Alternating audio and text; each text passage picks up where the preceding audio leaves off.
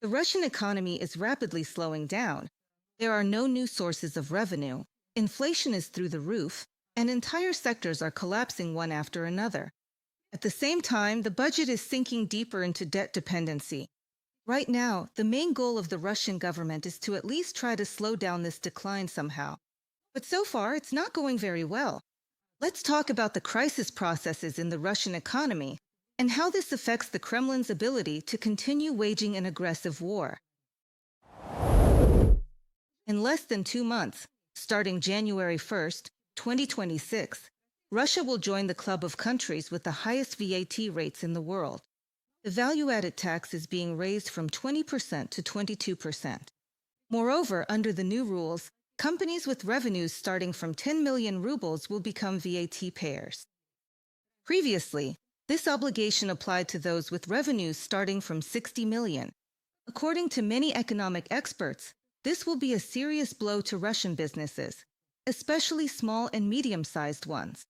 Many companies, unable to withstand the additional tax burden, will go underground, start cutting staff, or even shut down completely.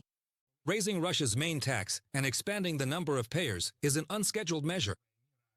Moreover, Putin himself instructed that something like this should not be allowed back in 2024 during his election campaign. And later on, the possibility of raising taxes was firmly and repeatedly denied by the Ministry of Finance. Now, by constantly raising tax rates, the Kremlin admits that its growing appetite can't be satisfied by the natural growth of the economy. Putin's government is trying to grab an ever larger share of a pie that's shrinking. From a publication by The Insider. According to Ukraine's Foreign Intelligence Service, the total profit of Russian enterprises for the first 9 months of this year dropped by 8.3%. In the coal industry, losses have reached hundreds of billions of rubles, and already 2/3 of the plants are operating at a loss. Even the profits of the metallurgical giant Norilsk nickel have dropped by almost 40% this year, while expenses have risen by 1/3 due to higher rates. The situation isn't any better for Gazprom. Over 9 months, the company's net loss amounted to 170 billion rubles. For the former main donor to the budget, this is not just a failure, but a sign that it now desperately needs government support. Large enterprises, including those that are city-forming, as well as entire industries, are overloaded with debt, sending employees on unpaid leave and moving into the category of financially unstable, that is, they are on the verge of bankruptcy. The government cannot support them through tax breaks or budget subsidies, because this would mean a sharp increase in budget spending or a budget deficit, which would start to drive up inflation. From a Radio Liberty publication. The Russian automotive industry is also experiencing a deep crisis. For example, the largest passenger car manufacturer, Automotive, has reduced its annual production plan from 500,000 to 300,000 vehicles. At the same time, the Tolyatti plant has switched to a 4-day work week. Kamaz's losses for 9 months have reached 29 billion rubles, which is 7 times more than the previous year. Experts note that without large-scale support, the industry risks losing most of its production capacity in the coming years. Import substitution, which the authorities were counting on, has failed to make up for the break with Western suppliers and technologies. And attempts to survive by relying on outdated models only highlight the scale of the industry's decline. The Russian automotive industry, which experienced a near death after the departure of Western car manufacturers and then managed to restore production in 2023, is once again sinking. According to Rosstat statistics, from January to September, car production in Russia plummeted by 20%, returning to the lowest level seen in 2022. The decline of the automotive industry is accelerating every quarter. In January to March, it was 9.2%, in the second quarter 23%, and in the third, 26.7%. According to materials from the Moscow Times. Because of the losses since the beginning of the year, hundreds of car dealerships have closed all over Russia. After all, almost 80% of cars there are sold on credit, and bank loans are becoming inaccessible for most citizens. As for the banking sector itself, the situation there is no less dire. Inflation is rising, and people see less and less reason to keep their money in accounts, even despite attractive interest rates. Outflow of deposits, increase in default, shortage of liquidity. In fact, the system is teetering on the brink of a large-scale crisis. Many experts suggest that the authorities might even restrict withdrawals for the public. Like, on the one hand, that's pretty harsh, right? That's quite a move, yeah?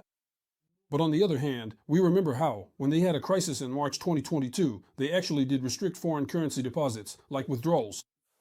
Even though, like, it's our money, right? They just said, we're simply not going to give it out. Here's the limit and that's it. Yeah, and do whatever you want with that.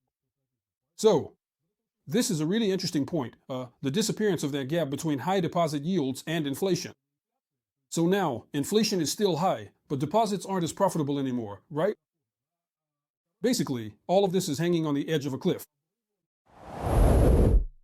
The Russian government hasn't claimed for a long time that sanctions aren't a big deal, but the word sanctions itself is still very much feared.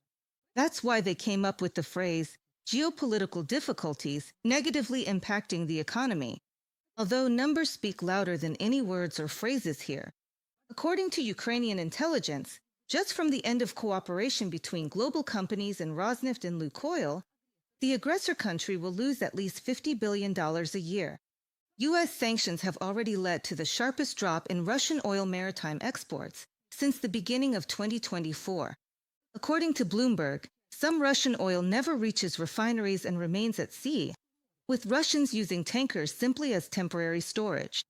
Oil refining companies in India, China, and Turkey, which together purchased about 95% of Russian crude, have suspended shipments while waiting for the situation to become clearer, or in some cases, have ordered batches of oil from smaller Russian companies that have not yet been included in the sanctions lists. Russian exporters continue to load oil onto tankers, but refineries are increasingly reluctant to accept it into their storage facilities. As a result, Russia simply had to leave some shipments at sea. From a Bloomberg agency publication. Against this backdrop, Russia is becoming ever more deeply economically dependent on China. Large-scale projects in Siberia and the Far East are effectively turning these regions into a resource base for Beijing, while local communities are left without the promised investments and jobs. China receives preferences and long-term contracts, while Russia is left with the role of junior partner and supplier. In effect, Moscow is paying for Beijing's political support with raw materials, land, and infrastructure. One of the key examples is the Zashelanskoye coal deposit in the Transbaikal region. Its development is being carried out jointly by Russian and Chinese companies. Mining is planned to last 100 years, and the Russian authorities have granted the company tax breaks. Starting in 2027, 5 million tons of coal are planned to be transported to China annually, which is about 500 trucks per day. Despite promises, local residents did not get the jobs. Key positions are held by Chinese specialists. From a report by the Ukrainian Foreign Intelligence Service. With the budget bursting at the seams, industry suffering record losses, and sanctions gradually taking their toll, the Kremlin will inevitably have to face the question not of how to keep fighting, but how to save its own economy. Ending the bloodshed is the only way to bring back at least some investment and stop the flight of capital. And the sooner the Russians themselves realize this, the more chances the country has to come out of isolation.